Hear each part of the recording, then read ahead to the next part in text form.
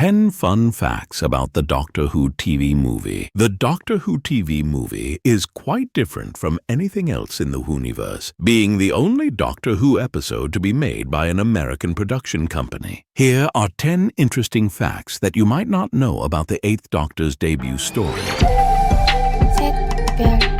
1.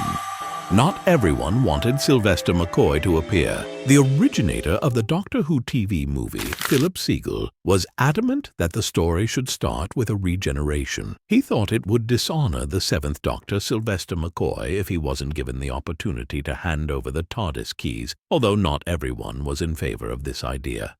By this point, the Doctor Who TV movie had already acquired a number of stakeholders, all of whom had their own visions of how the finished show should look. In the end, it was the BBC's Joe Wright who managed to convince everyone that it would be fine as long as McCoy only appeared briefly and didn't say anything. 2.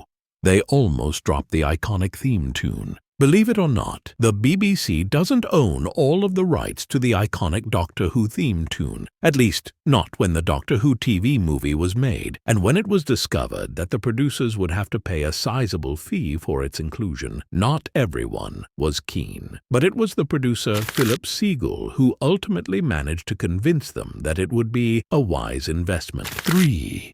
The Decaying Master. The Doctor Who TV movie is all about the Master trying to find a replacement for his dying body, and the original plan was for his Bruce form to slowly decay over the course of the adventure, realized by prosthetics. However, the actor Eric Roberts found these prosthetics too restrictive, and in the end, the decision was made to simply give him dark glasses. 4. Leonard Nimoy was originally going to direct. Yes, the actor Leonard Nimoy of Star Trek fame was originally going to direct the Doctor Who TV movie, albeit a completely different version. Long before Fox acquired the rights, Doctor Who had been stuck in something of a bidding war which had lasted years, and one of these alternative projects was to be overseen by Nimoy. The team was on the cusp of entering production when Philip Segal put a stop to their project and essentially talked Nimoy out of getting involved. 5.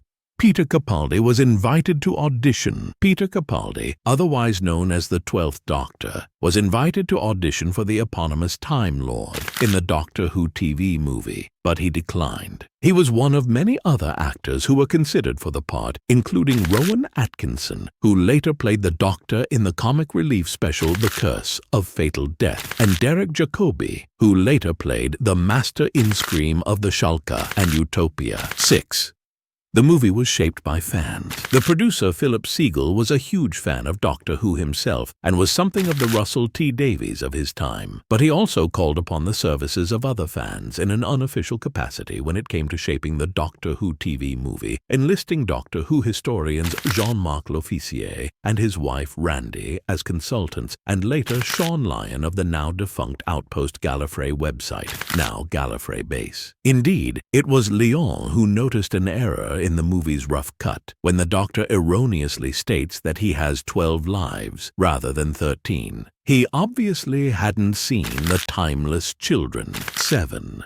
The Doctor originally had a family. The Doctor Who TV movie went through many iterations in its formative stages. One of these was a story which centered around the Doctor's father, a famous time-traveling adventurer called Ulysses. In this alternative timeline, the Master was the Doctor's half-brother, and the Time Lord Borusa was their grandfather, whose spirit had been transferred to the heart of the Tardis as a sort of guiding presence. But in the end, all of these ideas were abandoned, largely because of the withdrawal of Amblin from the production. Its owner, a little-known director called Steven Spielberg, felt that the concept was too close to the Indiana Jones franchise. 8.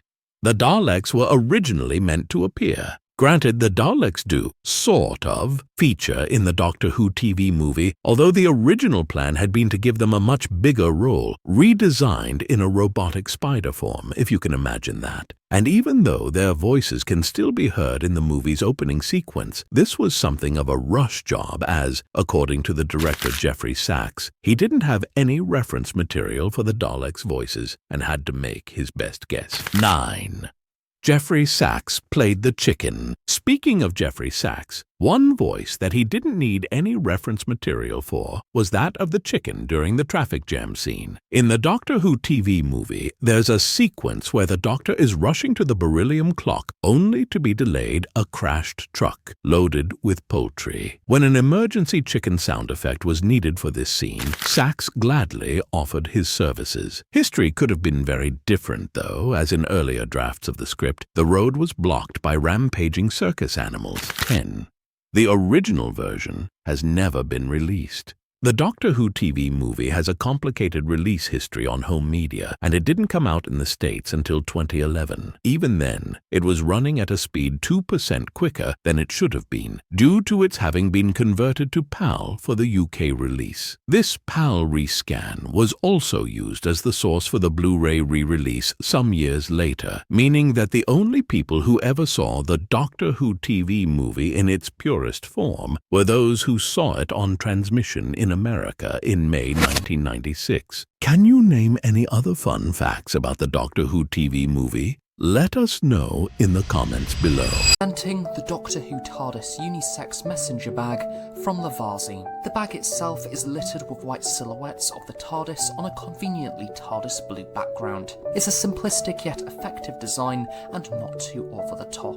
In the centre there's a patch which features the current era Doctor Who logo. I really love how the zippers also feature a small circular Who logo etched into it. The central pocket is quite small, which is convenient for smaller models of phone, although personally I would have liked to see this pocket be ever so slightly bigger. The handles are big and bulky, which is perfect for travel, and if you're not a fan of handles, this bag also comes with a strap, transforming the piece into a shoulder bag. And you guessed it, this also features a lovely TARDIS pattern. Opening up the bag, we are greeted by a lovely lighter grey lining. On one side it features various smaller padded pockets, perfect for your precious things.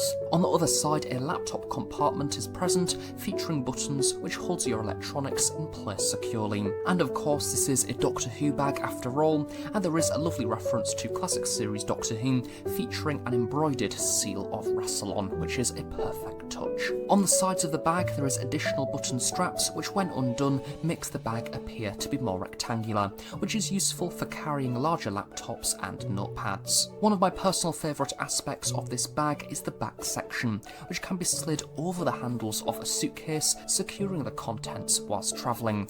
I found this really useful whilst travelling to and from university. The TARDIS messenger bag is available to purchase now.